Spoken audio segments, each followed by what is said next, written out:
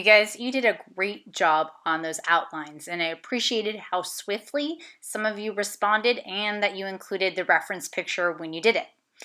We are going to go ahead and move on to the actual shading of the hand.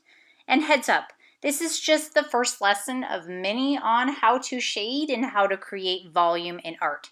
That's really one of our overarching goals for this class, that we learn how to use shading to create volume or depth.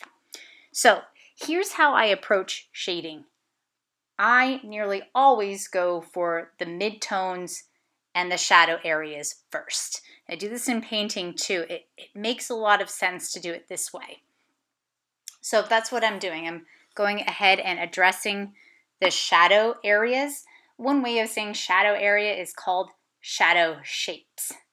And I believe I mentioned this before, but you always want to go a little bit lighter than you think you'll need to. That way, if you need to adjust it in some way, you don't have to erase up.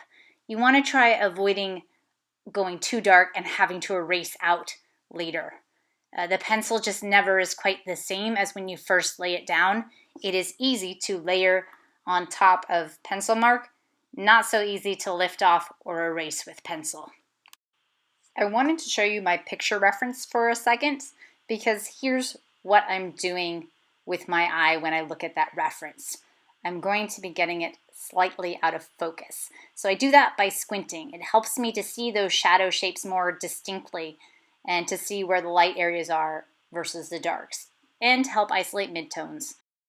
When you see me shading, I'm either going one direction with the stroke, or I'm doing little tight ovals. Now I have sped up this video so that way you don't need to watch me meticulously shade, because it takes me a long time.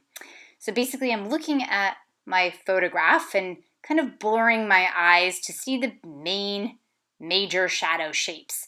Now each shadow shape has a different value. They're not all going to be the same level of darkness. They're not all going to be a number 7, for instance, on the value scale. There may be some that are more like a 6 or a 5. But getting those major shadow shapes established helps to start to develop and build up the form. And again, form is a 3-dimensional shape. So it's not flat, it has volume to it, like a sphere or a cone or a cylinder. So that's what I'm doing. I'm basically working in the values of 6, 5, and 4. And then I'm going in now and starting to get in my 7s. So I just wanted to show you with this that I'm rotating my pencil while I do it. One thing you want to avoid is for your pencil to wear down to nothing on one side, because what will happen is the wood will kind of bite into your paper and it'll leave these indentations that appear light or white. So you want to either make sure your pencil is always sharpened and try rotating it just by kind of pinching your fingers to rotate to the other side of the pencil point. That way you don't wear down one side. All right, so here's where I'm at. I went off camera a little bit. I have some midtones, I have some darks. Still not as dark as I need to go according to my picture. That's okay. I'm happy with how that looks for now. Still some things that need to be adjusting. I haven't really established the paint brushes yet. That's okay. Going to move on. But yeah, you should have your value scale right below your drawing. It's actually helpful because you can look and refer to it to make sure you're using at least 7 of those values. Remember, the white of the paper counts as a value. So towards the end, I am using a little bit of the blending stump to soften some of the edges. So I'm just looking for areas that should be a little bit softer. So not every edge needs to be a hard edge. In fact, it's better if you have a variation of edges, soft and hard. Hard means sharp, soft means kind of out of focus or sort of blurry. So that's what I'm going for here. You can also blend a little bit of your shading, but this is the appropriate stage at which you could start to blend or smooth. So a lot of students go to the blending stump too soon, which is why I try and avoid the blending stump, because you can kind of sort of cheat with the blending stump by doing very minimal shading and leaving large gaps in between, and then go in with the stump and kind of smooth it all out. The problem with that is you're not really learning how to shade. You're shortcutting. So this way it's gonna be more effective. By the way, that is how you lift up or erase with pencil. You kind of dot like you're stamping down with the pink eraser or whatever kind of eraser you have, and lift off. Watch out, because your own hand may brush up against it. You actually want to try and avoid getting your hand in your drawing, because you'll smudge it, and the oils in your hand are not good for your drawing.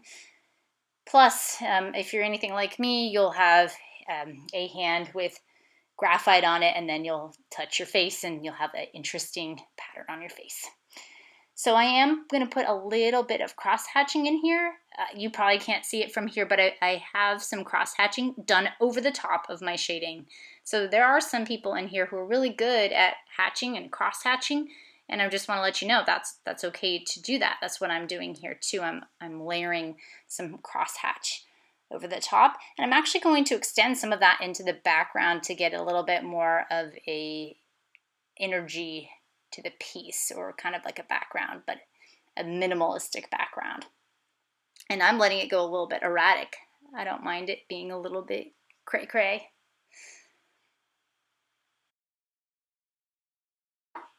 What I'm looking for in your finished drawing is that your hand is life size, and I actually want you to send me a picture of your drawing with your own hand next to it. I'm looking for shading. Specifically, I'm looking for about 7 values, so I want you to start applying the values. It would be great if you could kind of play with this idea of form, where you make things have volume, like the fingers stick out. But I haven't quite taught you that yet. So if you can and you know how, this is your chance to show me that you know this skill. If not, that's okay too. Again, I'm primarily looking for life size, 7 values.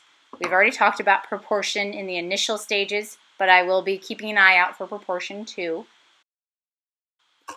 I will be looking at your reference picture and checking the values in the reference against the values that are in the drawing. And that's just to help you out, to give you some feedback, to help you start to see things in values. Try your best, and if you have any questions or you need some help, I'm right here.